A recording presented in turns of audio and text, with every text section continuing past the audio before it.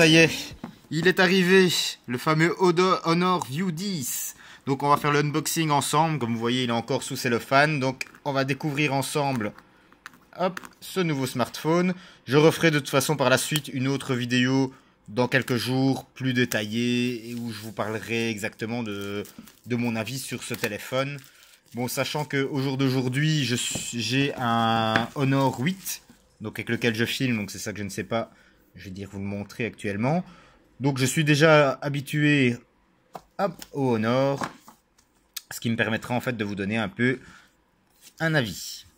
Donc, on découvre cet Honor V10 donc, avec le fameux processeur Kirin 970 de chez Huawei, 6 Go de RAM, 128 Go de stockage, deux appareils photo, donc un de 20 millions de pixels à l'arrière, 16 millions en frontal et une batterie de 3750 mAh. Donc ça, justement, bon, c'est des points qui intéressent tout le monde. Donc je vais faire 2-3 tests d'autonomie, voir un petit peu ce que ça vaut dans les faits. On va retirer hop, ce fameux plastique. On va peut-être déjà découvrir ce qu'on a d'autre dans la boîte. Hop. Hop. Donc dans la boîte, on a un chargeur. En plus, génial, c'est déjà le chargeur super fast. Donc c'est le chargeur rapide de chez Huawei, qui est d'origine. Un câble USB-C pour le charger et des écouteurs. Donc le packaging traditionnel. Ici, qu'a-t-on? Ah bon, on a une coque. Oh, ça c'est génial. Hop. On a une coque en silicone transparent. Hop. Assez fine mais sympathique. Donc chouette petit cadeau. Les notices d'utilisation évidemment comme d'habitude. Hop, on va déballer ce téléphone. Si j'arrive à trouver le bord, évidemment. Bon. Essayer de le décoller proprement, alors. Voilà, hop. À la guerre comme à la guerre. Et on découvre ce téléphone. Alors, première impression. Ben, finalement, j'avais un petit peu peur de... vive les autocollants qu'on va vite enlever. C'est juste atroce. J'avais un peu peur vu ce que j'avais lu du dos en aluminium.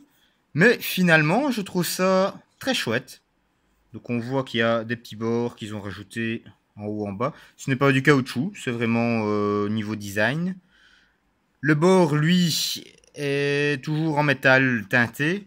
Bon, ça, je redoute un petit peu parce que, excusez-moi, sur mon Honor 8, j'ai eu justement des poussières qui se sont mis entre la coque et le téléphone et qui ont complètement griffé ce bleu, je vais dire, de cette partie métallique.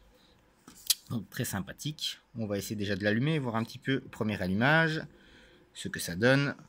L'écran, franchement, oui, c'est pas de un écran AMOLED, mais honnêtement, l'écran est vraiment très beau.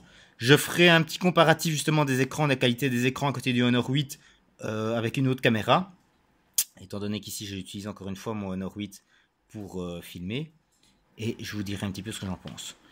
Voilà, bon, alors ce téléphone est dans la version d'Android 8. Hop, on va mettre français. Voilà. Hop, nous sommes en Belgique. Hop, suivant. Je vais pas mettre la carte maintenant. Accepter, accepter. Bon, ça. Bon, je ferai tout ça, la configuration après en vitesse. Mais voilà.